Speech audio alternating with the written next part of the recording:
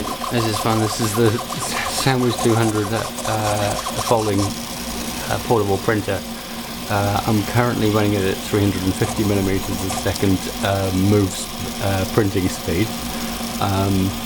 The extruder is a compact 3.54 to 1 geared extruder, and it's a 0.4 millimeter nozzle, and it really is printing that quick. Let's let it go round here, go around for a bit,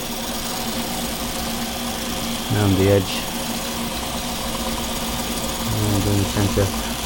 Cura is telling me it's doing 28 cubic millimeters of filament a second.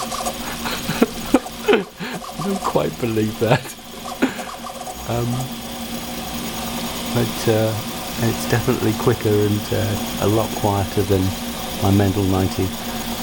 I just realised that is not a 100% infill, but it seems to look alright. Look at that!